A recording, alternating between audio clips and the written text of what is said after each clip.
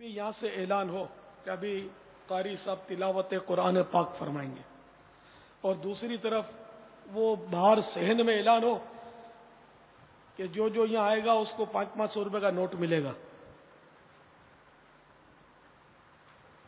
تو بیچارے قاری صاحب ہو سکتا ہے اکیلے رہ جائیں، میں بھی بھاگ نہیں سکوں گا، لیے شاید بیٹھا رہوں، مگر جی چاہے گا کہ قاری صاحب جلدی فارغ ہو جائیں تو میں بھی 500 کا نوٹ حاصل کر لوں۔ یہ آپ کو ایک چوٹ لگانے کے لیے عرض کر رہا ہوں، 500 کا نوٹ ہماری جوتی کی نوک پر، اللہ کا کلام ہمارے سر آنکھوں پر، ٹھیک ہے نا؟ تو اسی طرح ایک طرف کلام الہی پڑھا جا رہا ہو، دوسری طرف کھانا تقسیم ہو رہا ہو، تو یہ بڑا ویسے آزمائش کا موقع ہوتا ہے۔ کھانے کا وقت بھی ہو چکا ہے، کھانے کی دیگوں کے منہ کھل چکے ہیں، خوشبو کی لپٹیں آ رہی ہیں، اور اب یاسین شریف ہے تو سورۃ الملک ہے مثلا یہ پڑھی جا رہی ہے۔ اب بھلا کون بیٹھے سورہ یاسین 10 منٹ تو سورۃ الملک شاید 5 منٹ، یہ 12-15 منٹ کون بیٹھے؟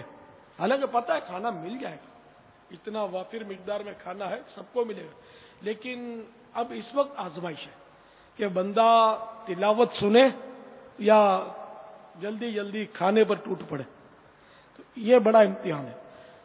اب جو تلاوت سنے وہ تو سمجھو کہ وہ جنت میں جانے کے لیے کوشاں ہے، تو جو عمل نفس پر گرا ہوتا ہے نا وہ زیادہ ثواب کا حامل ہوتا ہے، جیسا کہ حدیث پاک میں افضل الاعمال احمزها، کہ افضل ترین عمل وہ ہے، اعمال میں افضل عمل وہ ہے کہ جس میں زحمت زیادہ ہو۔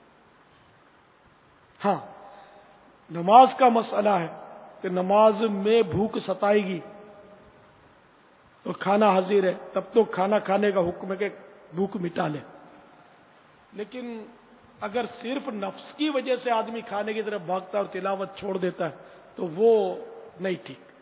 تو جب بھی آپ کو موقع ملے کہ تلاوت ہو رہی ہو تو بھلے وہ ہم تھوڑی دیر بھوک برداشت کر لیں گے، اللہ کا کلام سنیں گے انشاءاللہ، سب نیت کیجئے انشاءاللہ۔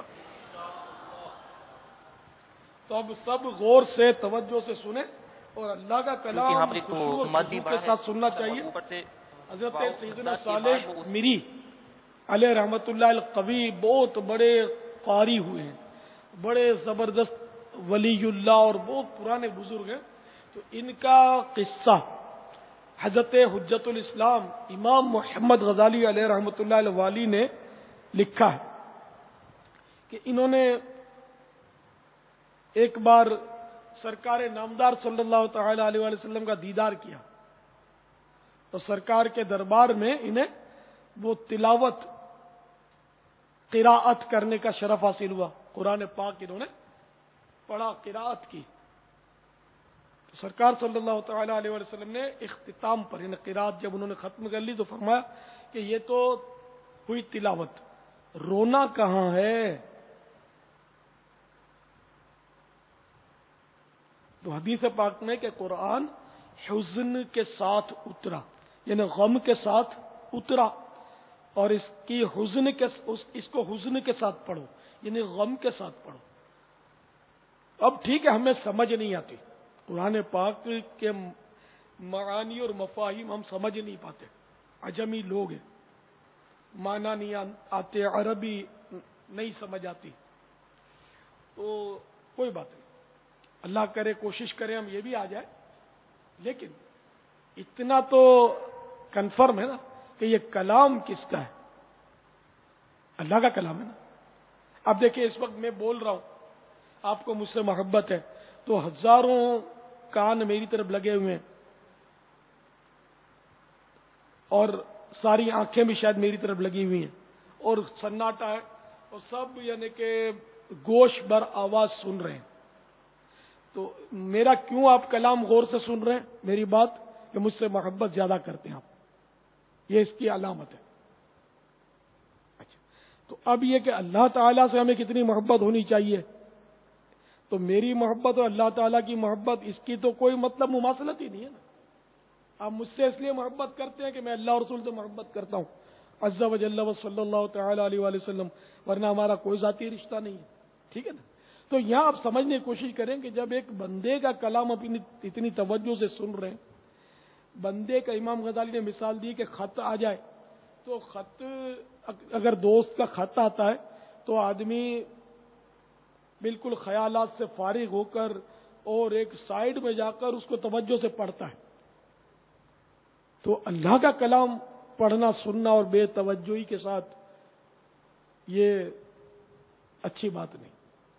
تو امید ہے آپ میری بات سمجھ گئے ہوں گے. تو سمجھ میں آئی یا نہ آئے، اتنا طے ہے کہ یہ اللہ کا کلام ہے، ہمارے پاک پروردگار کا کلام ہے. بس یہی ایک آدمی پر وجدانی کیفیت طاری کر سکتا ہے کہ میرے رب کا کلام پڑھا جا رہا ہے، اللہ اکبر، میرا رب یہ فرما رہا ہے، بھلے پلے نہیں پڑتا. ٹھیک ہے نا؟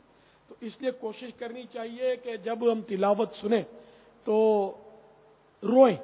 اگر رونا نہ آئے تو رونے جیسا منہ بنا لیں کہ اچھوں کی نقل بھی اچھی ہے. اللہ نصیب کر.